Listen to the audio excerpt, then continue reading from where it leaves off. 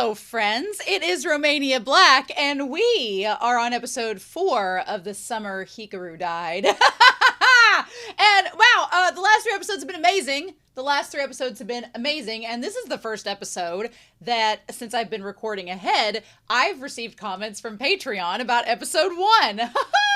So, first of all, thank you so much so far for not trying to spoil me. The moderator was like, everything's safe to read, and I was like, ah, so exciting indeed. But I have a couple comments I want to talk about that I have picked out from episode 1 from Patreon that I want to talk about, and talk about the parts of it that maybe I didn't quite understand. And then I want to go back through and kind of also talk about some things that I've noticed rewatching, because I've gone back and rewatched the first 3 episodes to try to get a better understanding before we dive into episode 4. And also, I can't wait a week, so I have to go back and rewatch because it's just that good of a show.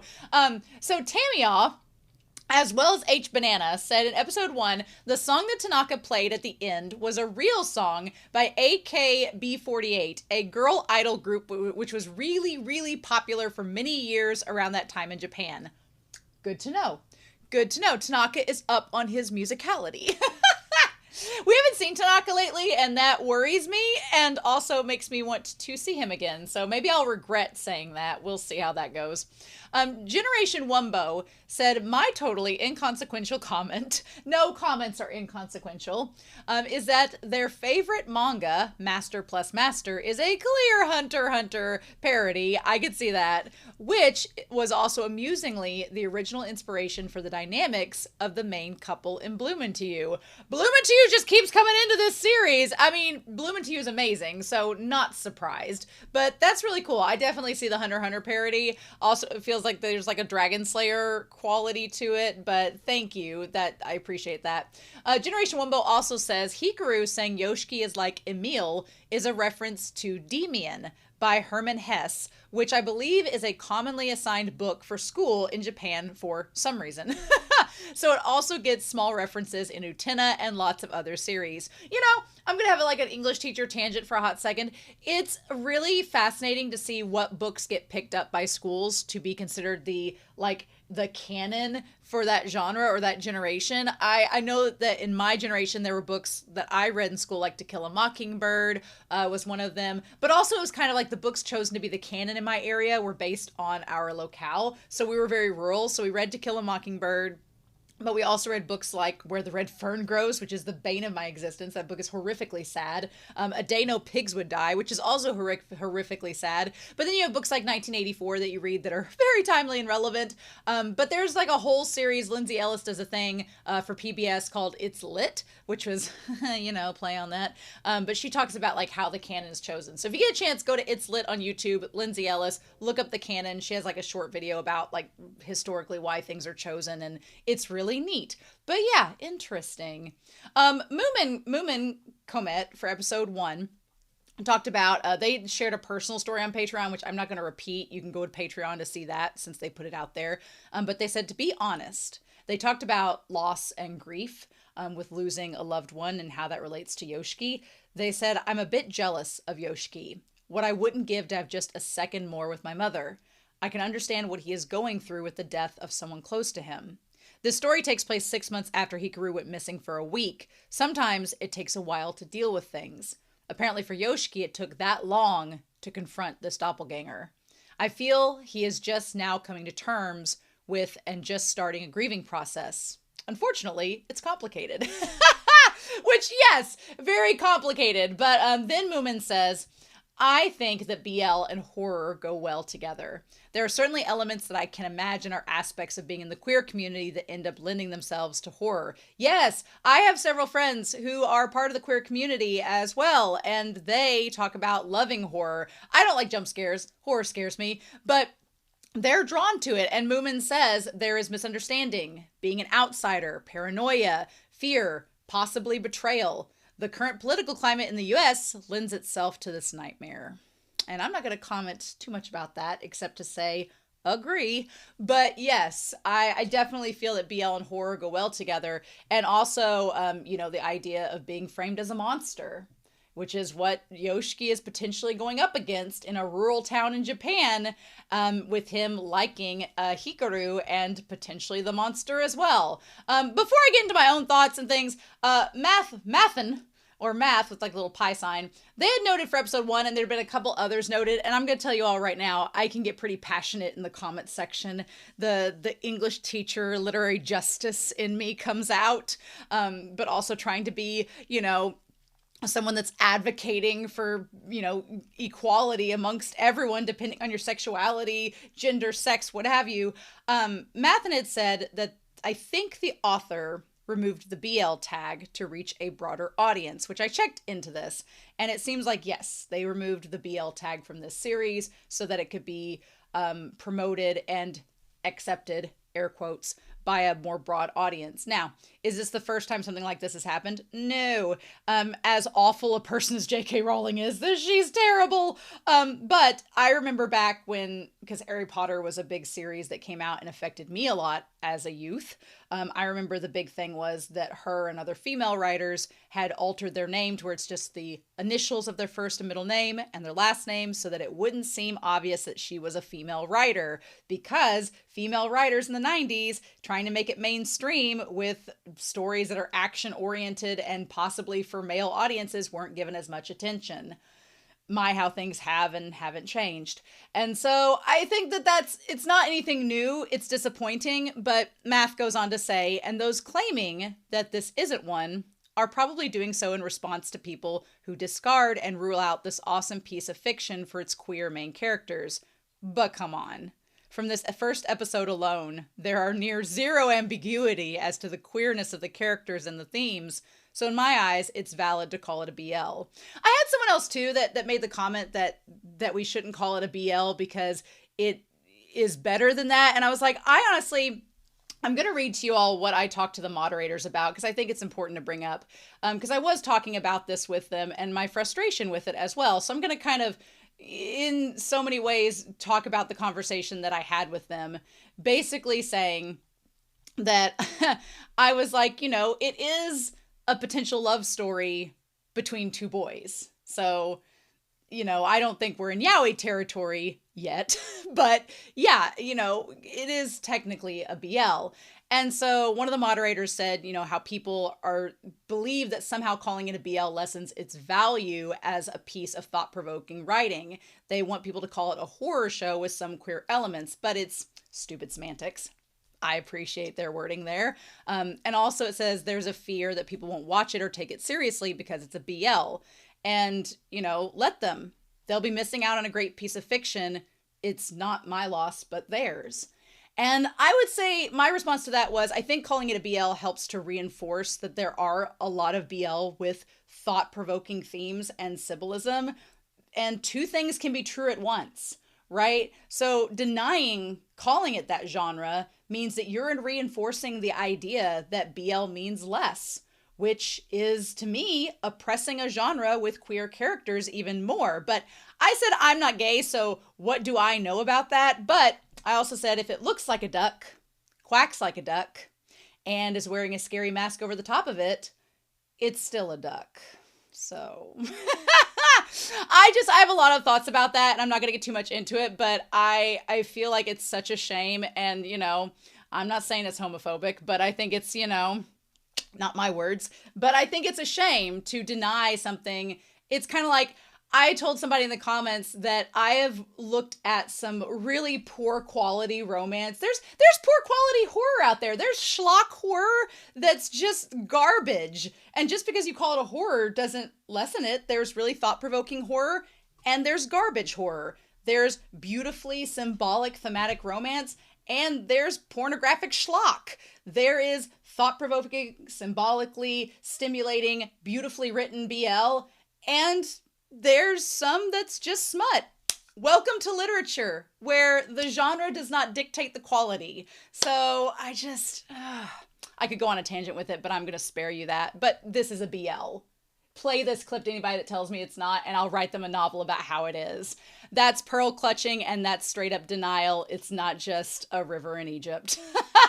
So anyway, The things I want to say too is Siri2552 in episode 1 said that the voice actor for Yoshiki is Chiaki Kobayashi, who is actually Longa's voice actor in Skate the Infinity. Fun times. But a Siri's notes, their comment also talked about the idea of the entity being childish. And I thought about that and I was like, maybe. I know I've been going back and forth, and I'm sure those of you that have read the manga and have picked up on things are like, Romania, dear God. But my thought going into this episode is, okay, maybe Unuki and Nonuki are one and the same. And even though they can be childish and innocent, maybe at the start of the series, they had this violent outburst with the old lady and killed her. But then being around Yoshiki has kind of like tamed the monster and made him like possibly start to become more human and realize, which humans can be worse than monsters. So let's be real. But I think maybe it's influenced him. So I don't know. I don't know if Unuki and Nonuki are the same or different entities. We will find out for sure and get confirmation, but I'm not ruling out that they can be separate. I'm not ruling out that they are the same. But anyway, so rewatching episode 1 real quick, and I know this has been a long intro, but my basic notes before starting this, rewatching episode 1, Hikaru makes the comment that he's never inhabited a person before. So, what happened to Rie's husband, whatever that was, may not be connected to Hikaru. It's sort of like what happened in the closet of the house that Tanaka went to was not related to Hikaru either. So Rie may be operating under the assumption that Hikaru is the cause of all of this like chaos and negativity, and he very well could be, but we don't know if what happened with her husband is tied to Hikaru or not. It could be tied to something else, and she's just making the assumption that it's Hikaru. We don't know. And I'm going to keep calling him Hikaru instead of Unuki just because it's more convenient. Also, I'm not sure about, I went back and rewatched episode 2. I'm not sure about that ball of light that Hikaru saw that was like in his, like by him. I went back and rewatched the episode and I'm like, I don't think it's a monster. I think that Hikaru did eat the monster that was in the forest. So I don't think it's that.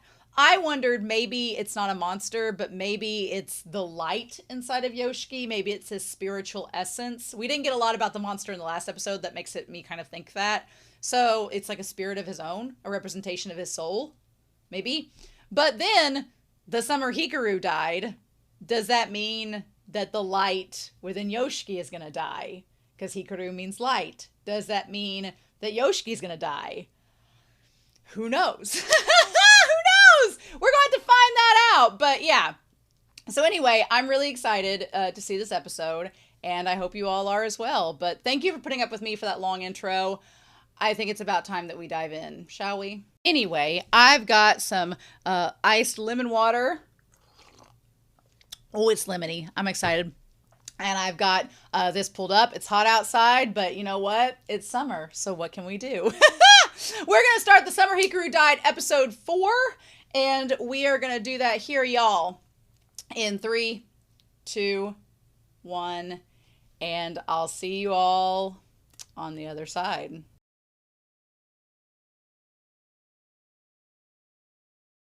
Okay, first things first. As soon as this was over, I went back to look at that scene of that creepy-ass grudge-looking demon coming out at the train tracks, which Asako kind of predicted, and Rie shows up. It starts to come out, and then you see Rie's hand swipe it, and we'll talk about it later when we get back to that scene. So I don't think the demon was Rie. I think Rie was like an exorcist and just exorcised the demon with a swipe of her hand. Now, how that works, I don't know, but we're going to have to find out in this. So,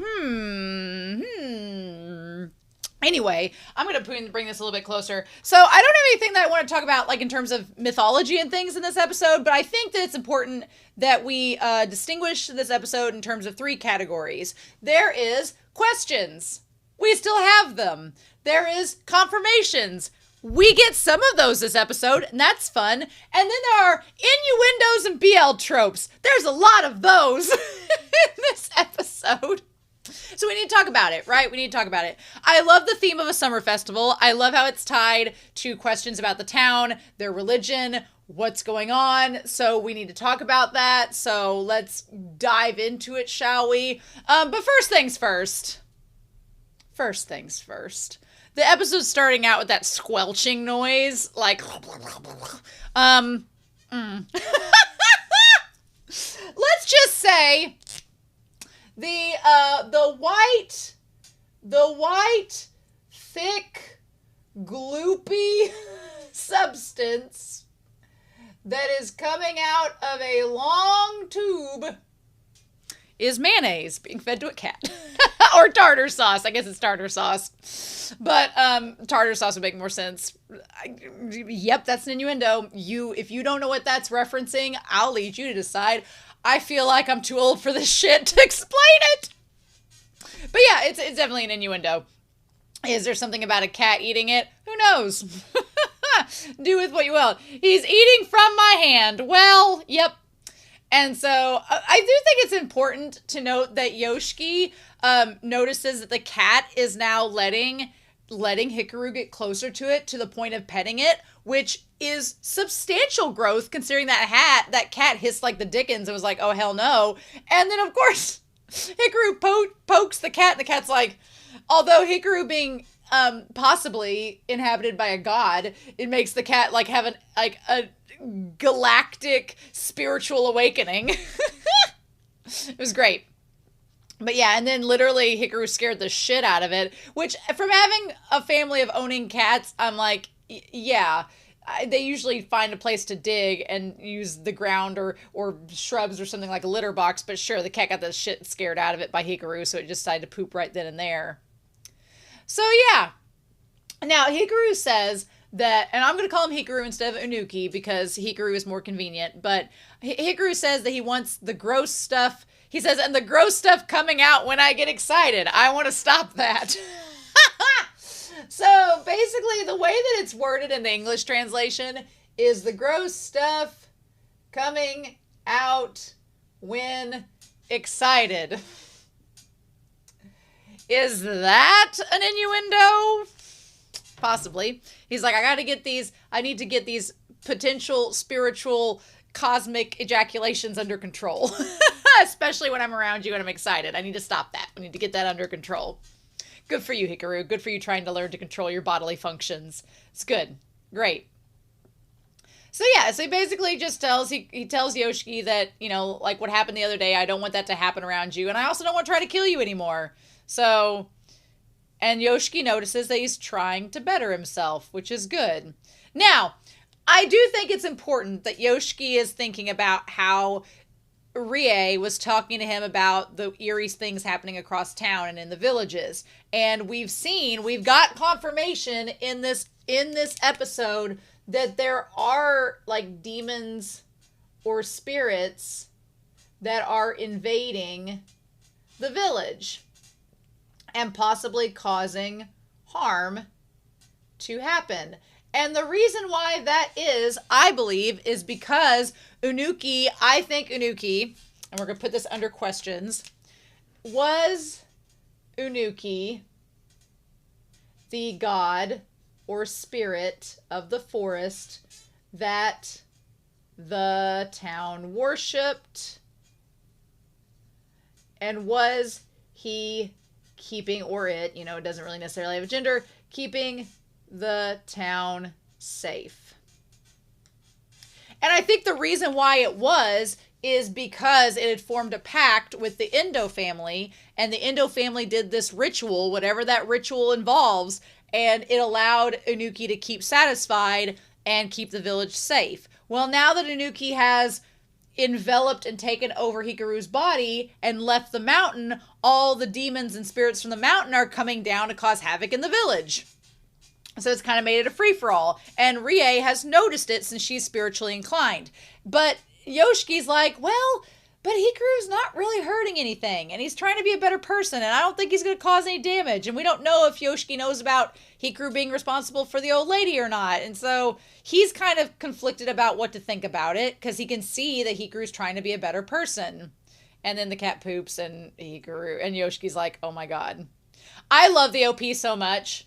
I love it so much. The OP is such a bop. It's one of my favorites of this entire year. It's amazing. I could listen to it nonstop. It kind of gives me like Talking Heads vibe in a way. Kind of gives like a Talking Heads vibe. I don't know how else to describe it. But anyway, so the summer festival's starting. We have 2 weeks until the recital. and everybody's gearing up to sing and everything, and they're all getting in sync. The teacher's not too impressed, but whatever. So then we get this moment with Asako and Yuki. And at first, it seems like Asako is going to get asked out by this Takashita. And you can tell that the Yuki girl kind of gets like, oh, the gossip, really? And she's like, you mean... And she's like, he challenged me to an arm wrestling in front of all the other boys. Which I'm like, yes. I love that these two girls are so unbothered that they're like, oh my God, what'd he do? She's like, he challenged me to arm wrestling. Oh my God. I don't know if Asako was wanting him to ask her out because she looks kind of disappointed the fact that he asked her to arm wrestle, but then she's like, whatever, and she beats him. So I don't know, or if she had like built up in her head that's what he was going to ask. Also, I think it's important that the men at this school view her as like competition, but they don't view her as like somebody to ask out. I think that's interesting. So yeah. And then she's like, I got to get going. But Asako hears from the train tracks something that's saying it's coming. And so she tells her to avoid crossing the tracks today. And she's like, again? She's like, well, your tuition's always right, so I'll take the detour. So we start to have these like spirals of negative energy that say coming on it. And Asako kind of ignores them. So question number 2, why is Asako able to hear the spirits? She kind of looks a little bit like Hikaru's mom. So are they distantly related? Because I mean, look, I grew up in a small town. I'm practically related to everybody in the county that I live in, some way or another. So in small towns, it's not uncommon to be distantly related to everybody. So maybe she's somewhat related to Hikaru's family. I don't know. Interesting. But yeah, this idea of, I thought when the spirit was saying that it was coming, I thought it was referring to Tanaka, but it apparently is not. So that's interesting. But yeah, so then we have Hikaru hanging out over at Yoshiki's. Yoshiki invites him to stay and have dinner with him, but he's like, no, we're having hamburger steak. I'm going to miss out on a hamburger steak. Which is really funny. Also, I think it's important to know that Yoshiki like makes his bed and keeps things in order. You know, he's had friends over, you know. And he's like, okay. But then we hear the mom and then the sister is arguing about wanting to wear a yukata and the mom's not having it. Look, the mom, they kind of look like her, but these two kids took a lot of genetics from their dad. Just saying.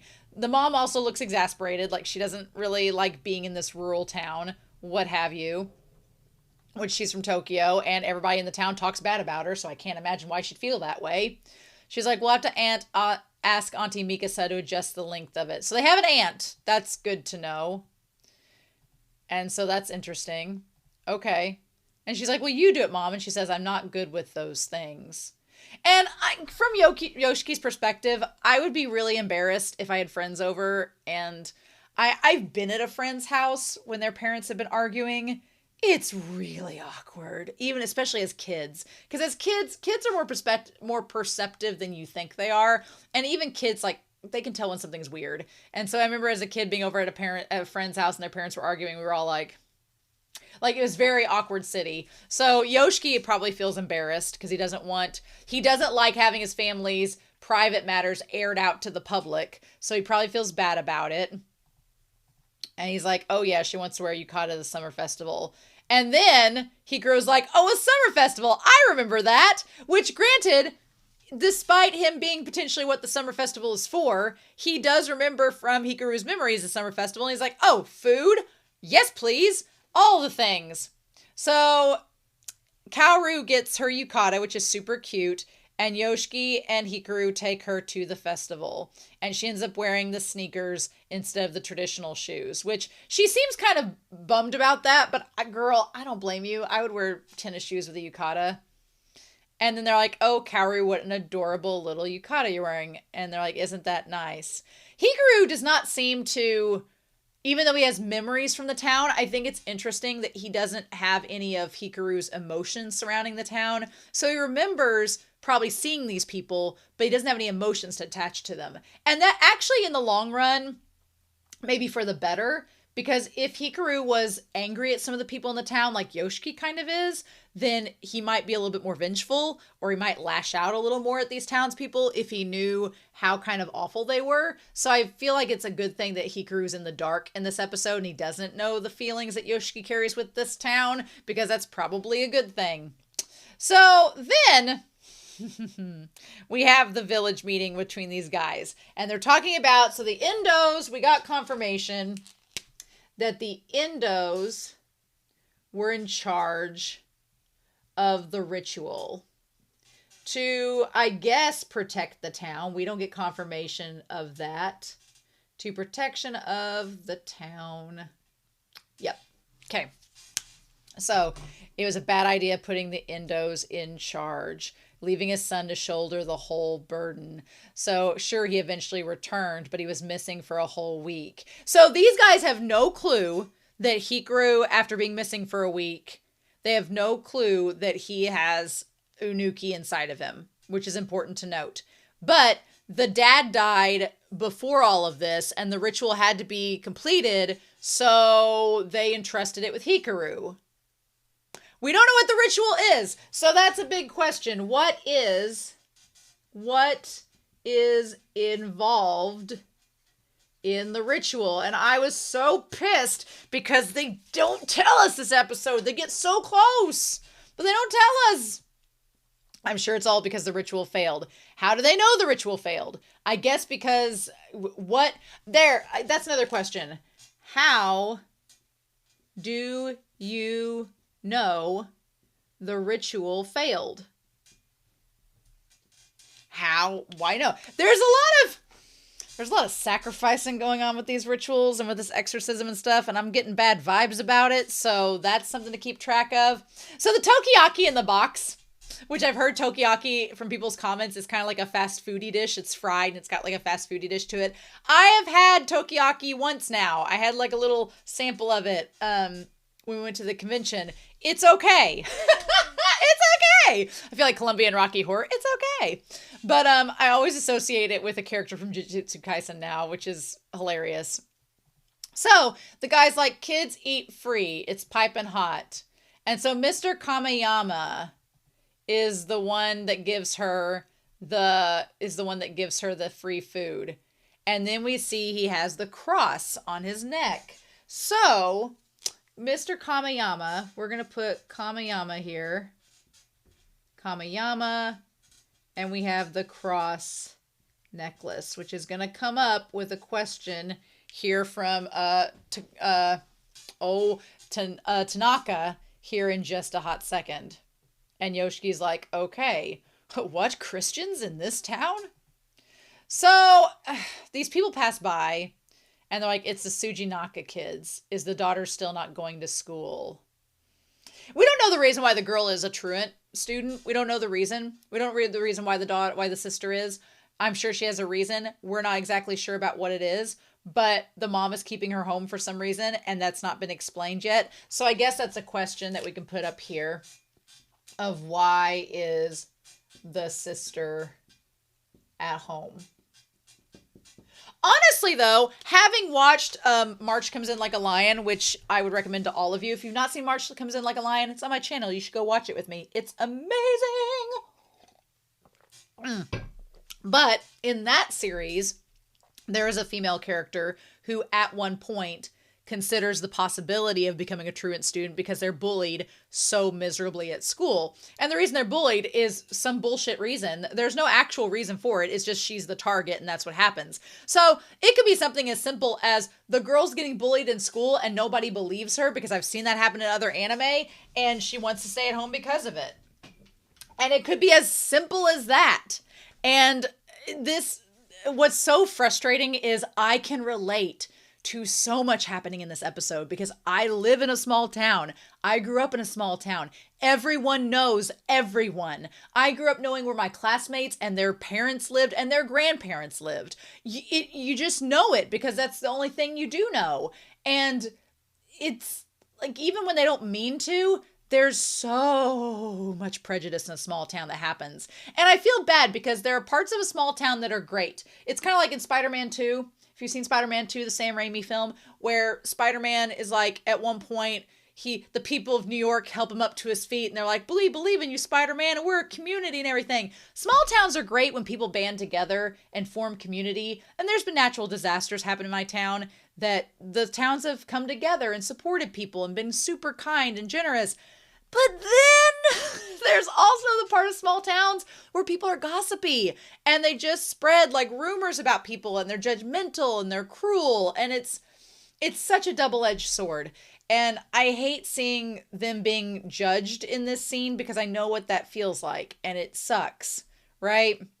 What kind of mother lets that happen? And if you notice, they say what kind of mother lets that happen. They don't bring up the dad because the dad is from the town. The dad's one of them, whereas the mom is an outsider. So whose fault is it that the girl is not going to school? Whose fault is it that things are going awry for this family? It's not the man that grew up in the town, because that would reflect poorly on the town. It's the mom from the city who's the outsider that's the one we're going to give as the problem. And that happens all the time in small towns, and it's frustrating. And I'm like, but that is such a thing. Yeah. Luckily, Hikaru has no clue what's going on, and he just wants to get some shaved ice. So he's like, where is it? And so he's looking around for it, and they're like, it's on the shrine grounds. And one thing I love is clearly Yoshiki and Kaoru have heard these people gossiping about them, and they feel bad about it. They're not able to say anything or do anything. And Hikaru grabs Kaoru's hand and is like, let's go get some shaved ice. Like, in that moment, he's so non-judgmental to her, and he's so kind to her, and it makes her smile, that I feel like no matter what happens later on, if Hikaru is like outed as being the monster or whatever, or is targeted, that Kaoru is going to support him because he showed that act of kindness. Right? So, also, it was established that Inuki would not harm the family of the Endos, or anybody that the Endos were married to, but it could possibly kill people around them because it's lonely. Well, what seems to be happening is that since Inuki is not lonely anymore with Yoshiki, maybe it's changing, and maybe it doesn't need to harm the sister, or isn't jealous, or does anything. So that's interesting. But yeah, it's super cute. And then you have her in between her brother and Hikaru. That's super sweet. I love that. So they talk about this whole thing being a heavy burden. It was a heavy burden to carry. We don't know what this ritual is. They won't tell us, which is annoying. Even if we want to redo the ritual, only the men of the Endo family know how. And then it said Kohei knew this would happen. He said this would never last. I'm curious if he knew this would happen, said it wouldn't last. Because honestly, if only the Endo family can do this, if only the men of the Endo family can do this, then eventually there aren't going to be any more men in the Endo family. Is that what he's saying? Did Kohei know his son was gay and wasn't going to get with a girl? Also, can we talk about the fact that Hikaru died after slipping and falling, and after calling the tree raunchy and joking about it? How ridiculous and ironic that is. It felt like something out of Casper the Friendly Ghost, like the 1995 movie. I was like, are you freaking kidding me? That's how he dies, is looking at the tree with boobs and saying, oh, raunchy. Honestly, there are differences between Hikaru and Inuki, but Inuki inside Hikaru's body imitates so many mannerisms of Hikaru that it makes it hard to tell. And that's so interesting to me. That's so fascinating. They're similar in ways that you wouldn't expect, which makes it that much more complicated for poor Yoshiki to differentiate between Inuki and Hikaru, right? So anyway, these guys are like, Kohei said that he knew this would happen. He said it would never last. And we cut to Tanaka getting out of the van. Let's say it really did come down from the mountain. What can we do? And the one guy's drinking. So they say it coming down from the mountain. I'm starting to think that Unuki and Nonuki are two different things. I'm starting to think they're two different things. I thought at one point, I was like, are they the same spirit? No, they're different spirits. Maybe they're the same spirit. Now I'm back to thinking they're different spirits. So, because they say they're talking about that thing what do we do if that thing comes down the mountain? I feel like if they were worshiping something, they wouldn't call it that thing. They would have like another name for it. But anyway, they're like, what's the problem? And then they say, what is the one guy that's drunk? He says, what's the problem? Does that thing even exist in the first place? And they're like, that thing has been bound to Kubitachi for over 300 years. Okay, so this thing has been bound to Kubitachi for 300 years. Okay. All right. We got that explained. And then the old guy with the glasses says the folks of this land are responsible for keeping it locked up for good. So the townsfolk feel like whatever this ritual is, it is trapping it in the mountain. Okay. All right. And at this rate, the whole village is in trouble. So I liked the symbolism of the light that's in a fixture, and then there's like a bug stuck inside of it, and it's like slowly burning to death, which is up there in my own light. I don't want to think about it, but yeah. So it's kind of like that's an image and a metaphor for trapping that thing inside the village. Okay. We don't have much of a choice. And I like this, so they got Tanaka to help. But their biggest problem with Tanaka is he seems shady and keeps his shoes on. And then Tanaka, love of my life, swoon-worthy man of mystery, shows up, propped up against the wall. I mean, I know his hair is bleached. I know it's bleached because he's got some roots growing in at the top. But damn it, he's so good. He's so cool. He's also a bum. But like, okay, look, he's probably blind. I think he's blind. We saw through the glasses at one point and his eyes looked out of focus. I think he's blind. So if he's blind, he can't help some things. I'm all about his character. I'm like, yes. He's like, I took him off this time. So he talks about the ritual. He's like, I can't believe you've actually kept it going for 300 years. And they're like, outsiders might find it strange, but it's important to us. So again, we had that talk about outsiders don't get us and what we do, but we have a reason. And then Tanaka said, well, she had it rough too. And we have the head. Now, they all freak out, but I'm like, we've had the head revealed to them in a previous episode. So we get confirmation that the floating head, we're going to put this here, the floating head is a she. So in that flashback last episode, when Yoshiki was getting enveloped by Unuki, he saw what was essentially Hikaru's ancestor holding a severed head. Was it that woman's head and they just dried and shrunk it? Why did he have her head wrapped up? Why did they shrink it? Why is it protecting them in the forest? It wards off powerful spirits. The Endo family used it for their ritual on the mountain, I'm pretty sure. Okay. With her in your pocket, that filthy mountain is accessible. Okay. And he knows because he took it up in the mountain with him to test it out and see what would happen. Okay.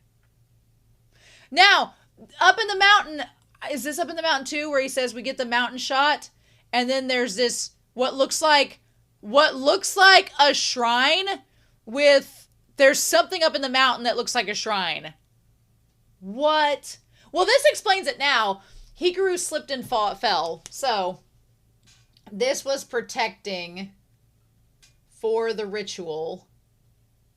But Hikaru, comically, but not comically, slipped and fell and cracked their head on a rock and died. So, slipped and fell, hit a rock and died. So, the head that was in his like knapsack there, it was protecting him, but not from falling and cracking your head open on a rock, as it so works out. So what is this shrine thing?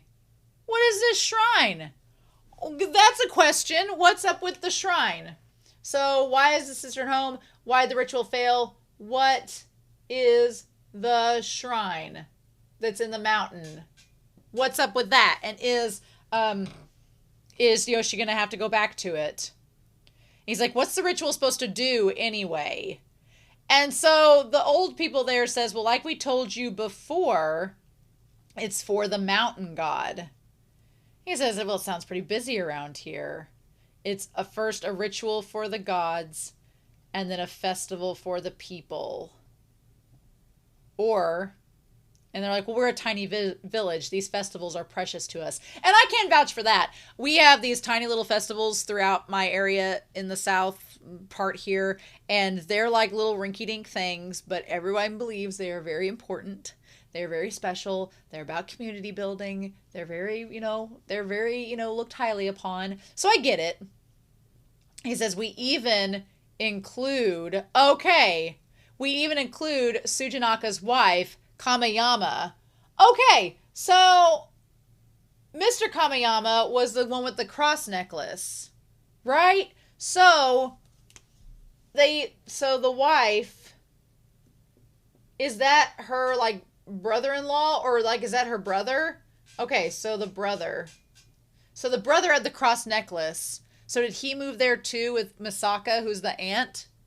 Okay, because her maiden name is Kameyama. Interesting. Okay. We've included her and everyone else born outside the village to make the festival happen.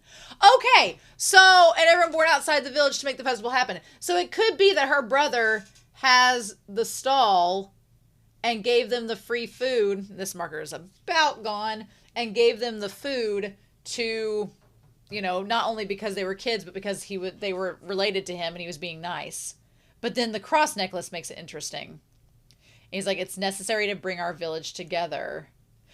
If Tanaka is blind, then him opening up the thing and looking out into the crowd is really hilarious to me. He says, technically, Kubatachi Village is attached to Kibo-Gayama Town. Okay, so we're going to get into a few things here.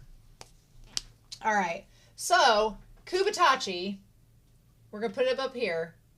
Kubatachi is connected to the ritual and binding that thing to the village. Kubatachi is connected to Kibo-Gayama Town. Okay.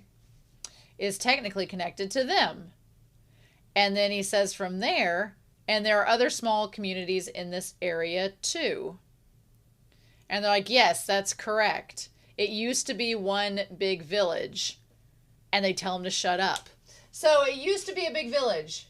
Used to be one village. Why did we separate? That's another question. Why did we separate? And he's like, well, what are you saying? He's like, I just found it bizarre. That big burn mark on the back of his neck is so crazy. So Kibayama, Udekari. So there's Udekari. And there's also Ashidori. He mentions them as well. And then he also talks about the other regions have churches out the wazoo. Okay, so it looks like there are, it looks like this one big area and it's split into all these different villages. So everywhere else has churches, which is connected to Christianity. But their town does not have a church. All Kubatachi has is the Nisayama Shrine. So I want to see what that looks like in comparison back on that map. So, okay. So interestingly enough, the Kubatachi village kind of is in the shape of the shrunken head, which is wild, which is weird. So they just have a shrine. Why do they just have a shrine? Not a single church. And the people in the village are not happy about him saying that. So he's like, they just have a shrine. So why? Big question, why? It says, so about this shrine, or should I say community or cult, what exactly are you worshiping here? Well, if the ritual is to possibly is the ritual to worship Unuki, to protect and keep the evil thing bound in it. I'm watching Dan to Dan the same time I'm watching this, and if you're watching Dan to Dan with me, you'll know that a lot of times these shady villages start out cults and practices that they think are doing a certain thing, but in actuality are not. So, see how that goes. So they're like, what else do they have at the shrine again? And he's like, well, noodles and stuff. And he's like, let's go. That thing on the mountain isn't connected to our village. Okay, so there are two things. There are two things that are going on. Because it's like there is the god and protector of the village, and then there's what they call that thing. Because if you were worshiping something, you wouldn't say that thing. So there are two different things. There's two different entities, right? Thing, you mean no Nuki-sama. And he said, I said, shut it. Okay, so we have Unuki and no Nuki. So that thing is no Nuki. And then we have Unuki. So I think that they're two entities. Unuki is the one that's protecting the forest, or was protecting the forest, and that's what they had the ritual tied up with. And that's what the Endo family had formed the bond with. And then because the Endo family was connected to the village people, and Hikaru knew about Unuki-sama, knew about the tradition and the ritual as well. His dad told him about it. So Unuki was protecting the mountain, and no Nuki is that thing that was bound on the mountain as well from Unuki. Well, once Unuki came into Hikaru's body, guess who's not bound on the mountain anymore and has come down from the mountain? And now Rie is like, well, shit. No Nuki's come down to the village and all this chaos is starting. So there's a very good chance that Rie believes that Hikaru might be possessed by no Nuki, as some of the village people did, but in fact, Hikaru is possessed by Unuki, which is the protector, and no Nuki is causing a muck in the city doing other things. And she's like, I hope that Yoshiki's okay. So maybe, I don't know, maybe she'll change her tune when she realizes that Hikaru is possessed by the god they've worshipped in that village. Who knows? Who knows? We'll see. But yeah, but then the moment that Hikaru touches the barrier, that hamster freaks out, and Tanaka, who you can see through the glasses, his eyesight is like gone. He freaks out and starts to take the hamster and go. He's like, the barrier's been damaged. Now, Hikaru doesn't seem too bothered by it. He's just like, oh, it's okay. You guys go on ahead. And then you see where he touched it. It made Unuki come out. And the center of Unuki kind of looks like the shrunken head. I'm so fascinated. I want to know what's going on. And he's like, Pooh put this here. They're a pain in my ass. Do I think Hikaru would harm Tanaka? Maybe. If he felt Tanaka was trying to hurt Yoshiki, then maybe. I want to talk about the two shaved ice and the color combinations and how aesthetically pleasing and satisfying this moment is. I love that it's at night. I love they're off by the stream where the flashback Yoshiki had before takes place. I love that Yoshiki has the blue striped shirt on and his stripes are horizontal, and Hikaru has the red shirt on with white like vertical stripes. So you have horizontal blue, vertical white and red, horizontal blue and white, and then they each get the shaved ice that are opposite colors. Mwah. It's aesthetically pleasing. I love it so much. So yeah. And then Tanaka's like, I'm going after to see about the barrier. So he asks about the flavor that's blue Hawaiian, and they talk about like the syrups, and they're just having like a little domestic talk as Tanaka's looking. I love Tanaka looking for this monster, and meanwhile they're just talking about shaved ice. It's really cute, right?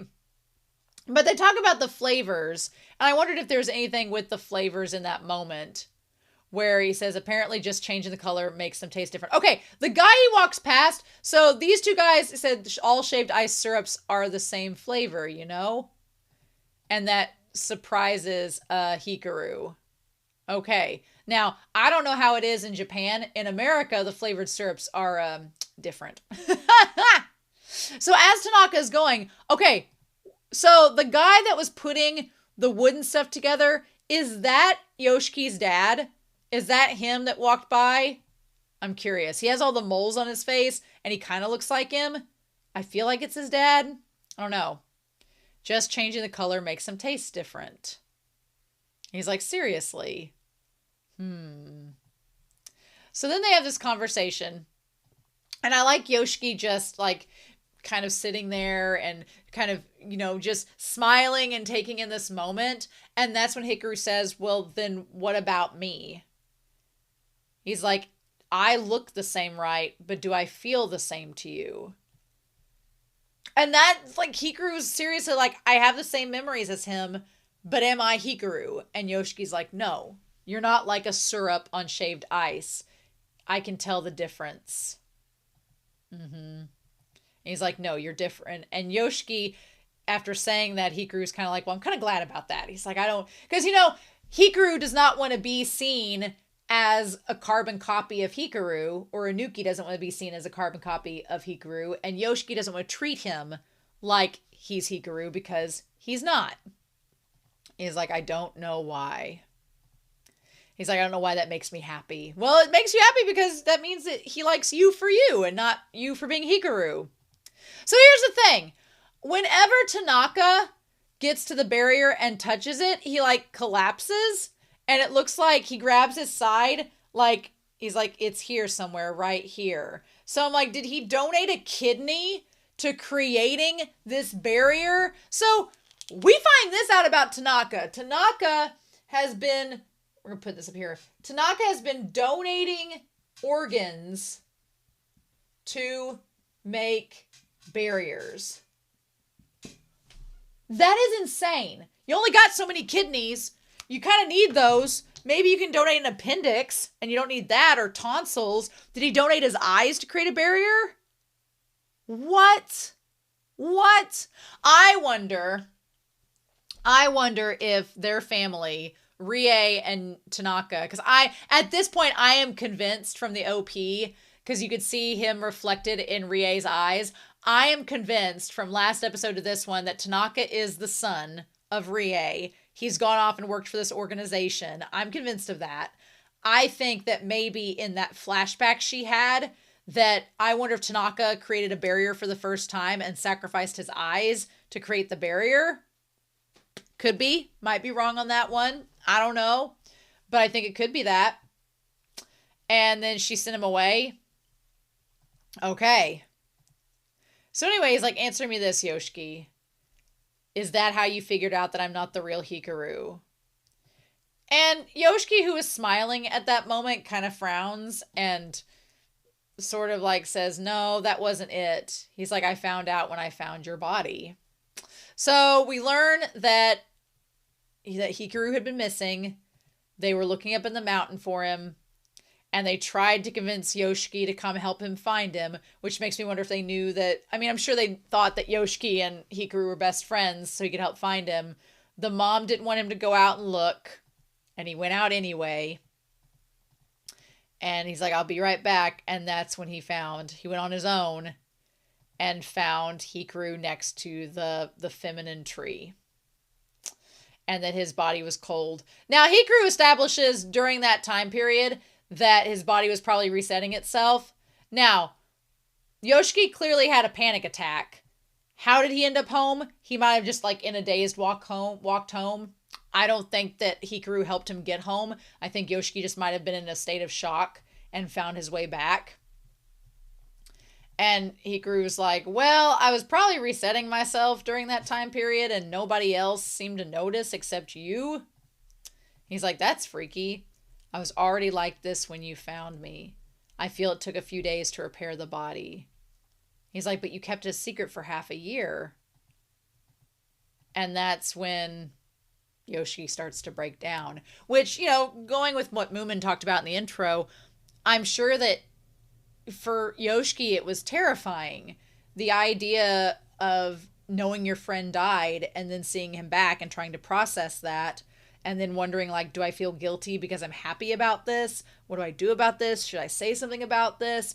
And honestly, from what is this, 16 minutes on, this is one of the most beautiful scenes of the whole series so far. I love this because he talks about how I miss my friend. Like, Hikaru, Unuki as Hikaru knows that he's not Hikaru, and Yoshiki knows that as well. And, Yoshiki's made a friend from Unuki, and that's good, but even making that friend isn't going to replace the bond that him and Hikaru had. And that's what's so sad. He's like, I miss him so badly. And so we go back to this flashback scene where he's like, I can't wait to move out of here. And Hikaru's like, well, come on, Yoshiki, why do you want to go to the city? And I'm sure that Yoshiki's probably heard about the city somewhat from his mom, because she's from the city. And he's like, why does everybody have to stick their noses in my family's business? Because, yeah, this is the problem. If you're from a small town and your family's the one that gets talked about, it's not fun at all. And he's like, I hate how people are always in my business. And why is that? He's like, I hate it. And he's like, did your parents have a big fight? And he says, my parents always fight. And so I hear Yasaburu's granny and the others are bad-mouthing us. So we have here Yasaburo. His family is bad-mouthing. And this gets to the heart of the entire thing. And so Hikaru talks about there was a big fight at Yasaburo's place too, wasn't there? The family heir, Yusuke, was diseased or something. So here we go. So Hikaru's asking, and honestly, Hikaru not knowing about these things is kind of like Anuki, and I could see why that would also lend to Yoshiki being freaked out and confused, because they are similar in ways. But the idea that the family heir, the fact that they use the phrase diseased, and Yoshiki says he wasn't diseased. And he's like, he's a homosexual. And then it's not funny. It's not funny. But the way that Hikaru says, oh, one of them LGBT folks. But it's a small town. It's a small town. And you can tell that Yoshiki is really uncomfortable about Yusuke and about the family and the town calling him diseased. Because I think Yoshiki, deep down, knows that he's gay too, and he's really worried because he's like, he doesn't want to be seen as diseased, because who would want to be seen as diseased just because they like somebody of the same sex? Like, that's not cool. What's interesting is that the entire village has this really bigoted and homophobic view, but they're, no offense, but I'm from a small town, and I'm a Christian, but there are some Christian extremists in this town that my best friend in high school, that people that they're related to judged him, like their own family, because of who he loved. And that just blew my mind. I was like, but they're your family. And it's so messed up. And they're supposedly Christians. And I'm like, ugh. But it just makes me mad. And it's interesting that this town is not that way, but still has those same polarizing views. I don't know what to say about that, but I do think Yoshiki is kind of like, Hikaru seems in the dark about it, but I think Yoshiki's already kind of figured out his sexuality. We get a little bit from Hikaru at the end, though, which I'm glad we got some confirmation with that. We'll get to it, but he's just, you can see he's like, I don't know. But the way that Yoshiki's like tenses up at that LGBT, he does know. He does know. And he's like, this village is too small. I've got no room to breathe here. And they're like, and so before we get to the part about what Hikaru says, he's like, I have no room to breathe. This village is too small. I can't breathe. And it made me think of, there was a student that I had that they were being ostracized for their sexuality in this town.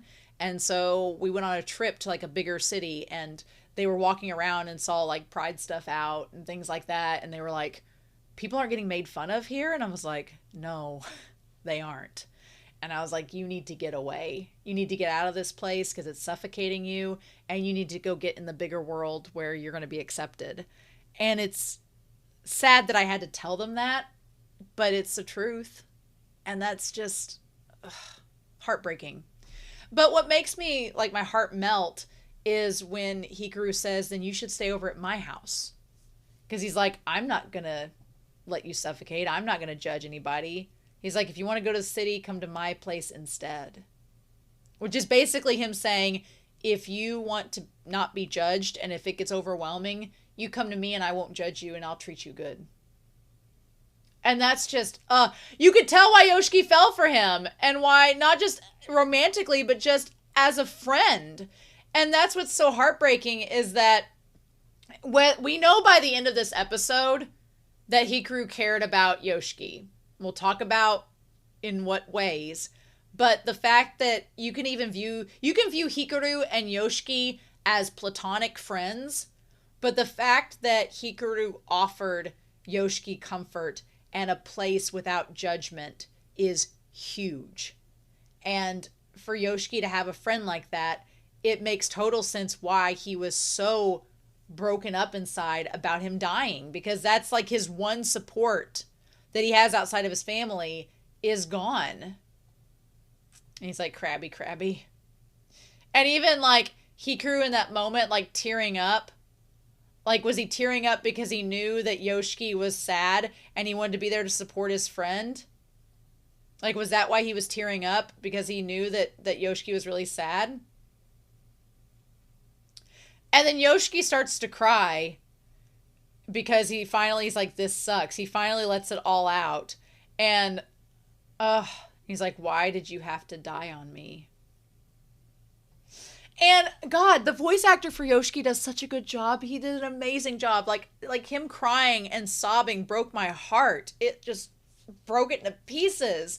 And then Hikaru, or Unuki as Hikaru, is like, I don't know what to do. I don't know how to empathize with you. And he's like, I don't want to do the wrong thing. And so he's like, I'll just give you your space because I don't want to do something wrong.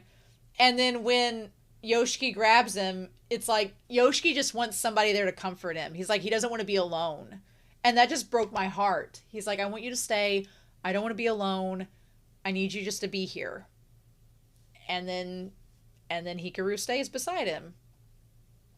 And I love the two straws that are, they're two, one's blue and one's red, with blue and red shaved ice that's opposite. He's like, I may not be able to replace him, which I don't think that's the case. And then he says, and he tells Yoshiki, I'm always going to keep you safe. And that's essentially what the original Hikaru was promising him. He's like, he gave Yoshiki a sense of safety and like a support that he didn't have from the rest of the town. And now Unuki is offering him the same, just with a different slight connotation to it. And then he says, if you need anything, I'll do whatever you ask. Which, that part of it's a little different than Hikaru. Hikaru's like, I'll give you a place of safety and we can be just friends. Unuki's like, hey, I'll do all of that. And also, if you want me to kill somebody, I'll do that for you too. So it's a little bit different. Meanwhile, they're like, I can't reinstall the barrier. And they're like, well, it was keeping that thing away, wasn't it? Can't you set up one around the whole village? So, essentially, what's interesting is I'm like, do they worship Unuki or do they worship no Nuki? And he's like, well, but I don't think they know that Unuki is even there. I don't think they know it. And he's like, well, the barriers come at a price. Each one robs an internal organ from me, so I can't make very many. Still, I feel like it was a big gamble to use like one of your kidneys to make this barrier. Like, that's a big gamble. I guess it was to track him down. That's how I work. I don't have a sixth sense or anything. And then he says here, and I hate the methods that my company recommends. That to me, I hate the methods my company recommends. I wonder if they recommend him using the organs of someone else. Being like, well, you could just use someone else's organs and kill someone and use them.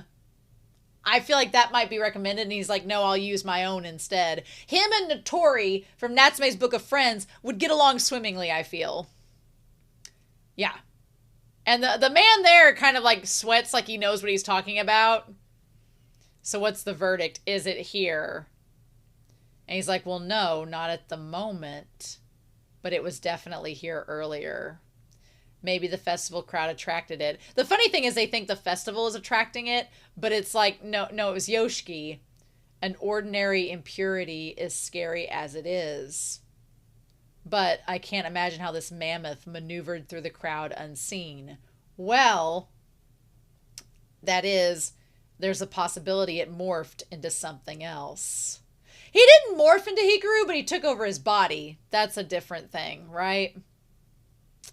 So then we have the train tracks. And I thought that Rie was the creature that came out of the train tracks. That's not the case. So we go back to the train tracks that were screaming, it's coming.